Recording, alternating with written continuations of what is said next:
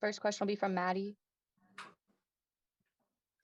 Hey, Coach, we talked to you earlier in the week and you kind of talked about a little bit of your leadership and player-driven leadership. So was there a season where you felt like you could kind of hand over some of the leadership responsibilities to some of those veterans after you knew the culture was in place in Buffalo?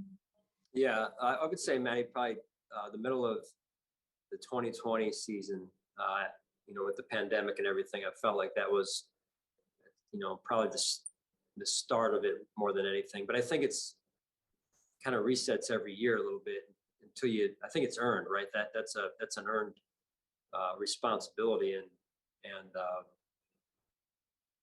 I think every year you wait and see in training camp how the leaders are going to take ownership of the team,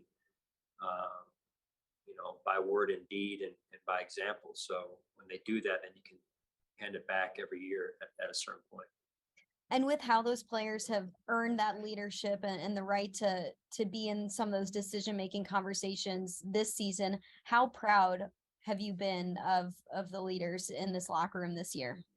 Yeah, I've been just tremendously proud, appreciative of those guys, led by Josh. And it's been fun to watch Vaughn come into that mix as well and add his level of influence on our team, on our leadership group. And it's been a joy to watch, really, and very grateful for it.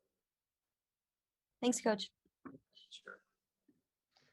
Hi, Sean. I was talking to Tyrell yesterday, and he had mentioned how much respect he has for the Dolphins special teams units. And I was curious, when you're going up against a really good team like this on both sides of the ball, and then you add in that special teams element, how much more challenging, obviously it is, but what kind of is the details of preparing for a team when they're really good in all three phases?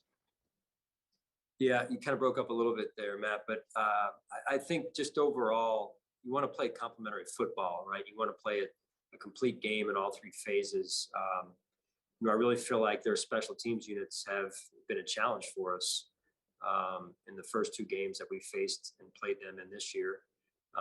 They're skilled, they're fast across the board on their football team. They have great team speed.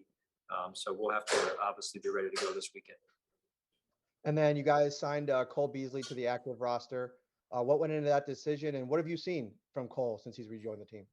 Yeah, it's been good to have him through the last couple of weeks since he got here, and for him to get his legs underneath of him again and get back into the flow and into the rhythm, and I think he's off to a good start. Thanks, Sean. Sure. Hey, Coach, I know no one's healthy at this, 100% healthy at this point in the year, but what has it meant for the defense for Jordan Poyer to play through the amount of injuries that he's had to deal with this season, and just your record with him on the field? Yeah, he's done a really nice job. He is so tough. I just have so much respect for who he is as a person, who he is as a player. Obviously, he brings a certain mentality to our defense, and it's been great to have him out there. And then you're facing Miami for the third time, kind of similar to last year, playing the Patriots 3 times. But how difficult is it to win, to beat an opponent in your division multiple times in a season? Yeah. They've beaten us once and we've beaten them once. So, here we are in game 3. And I think, what it comes down to is our focus and our level of execution. They're a really good football team, well coached. And like I said before, they've got great team speed. So it's important that, again, we prepare like we need to prepare and stay with our process. Thank you. Coach, good morning. Mookie Hawkins, Waffle Sports Cincinnati. How you doing? Good, Mookie. How are you? I'm good. Thank God it's Friday, right? So, Coach, just tell us, what has the mood been like, this week overall with practice with you guys?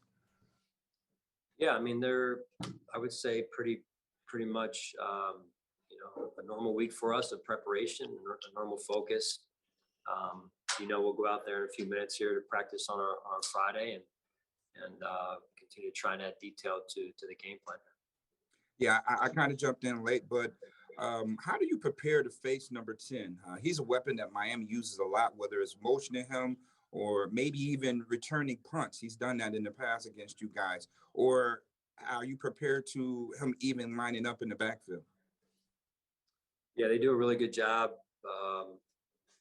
of moving him all around. And like I said, they have great team speed, with 10 and 17. And so we'll have to, make sure we're on our details and know where our help is and play with good leverage. Absolutely. And it's going to be a crazy atmosphere on Sunday. What is your message for Bills Mafia, if you got any? Just keep being themselves, man. They're the top fan base, top fans in the league, and just keep being them. Absolutely, Coach. Good luck Sunday. Appreciate that. Hey, Sean, I just had one more quick one. I was talking to Naheem this week also, and we've talked a lot about what he did last week, but I'm interested from a personal perspective. I mean, just what he's kind of gone through to get up to speed. He said that some of his stuff still hasn't arrived from Indianapolis, and he's been trying to learn the playbook, and he's acclimated so well in the locker room. What have been your impressions of him personally? Just very impressed with who he is. He's a little bit on the quieter side, but a great young man. Just high character guy, it seems like, and I think it's great. It's a great example of someone earning the respect of one's teammates. To come in during the middle of a season, especially as a veteran player via trade, is not easy. And he just took it one day at a time, continued to work at it. He had a lot of things going on, off the field too, like you said, that become challenging to trying to learn the playbook, to try and, endear yourself to your new teammates and coaches. And he just stuck with it. And then what he did this past weekend, obviously not by himself, but what he did, I think really, I hope helped him feel, as a true part of the team now in the Buffalo Bills uniform. Thanks, Sean. Yeah. Hey, Sean, you've got a couple rookies that are about to play in their first NFL playoff game. And I know some of these guys are no stranger to big games from what they did in college, but is there anything extra that you have to say to some of these guys like Kyer or James going into this game with it being their first pro postseason game? Yeah, I mean, I think generally, no, but specifically yes, if that makes sense. Micah and we kind of got that out of the way on Monday with Micah in the leadership role that he's in, taking some time with our younger players and sharing his wisdom on kind of tips for playing and executing in the playoffs. So I know that was a big help to me, and I hope to them as well. How, I guess, beneficial is it that guys like Kyer and James have gotten so many reps and so much playing time throughout the regular season going into this game that, it's not like they're just being thrown in there, like they played a lot of reps this season?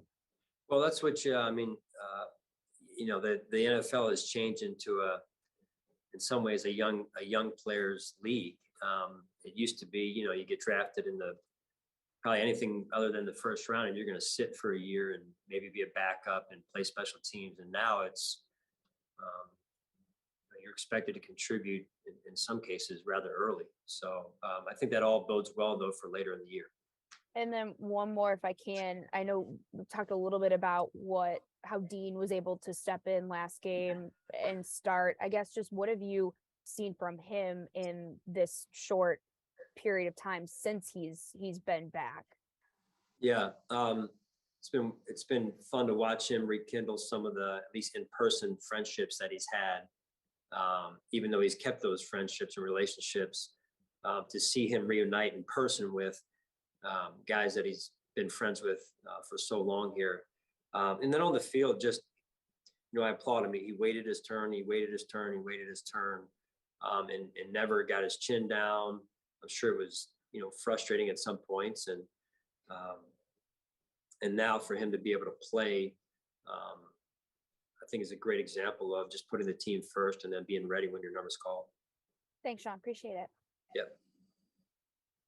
That's all for today. Thanks, Coach. All right.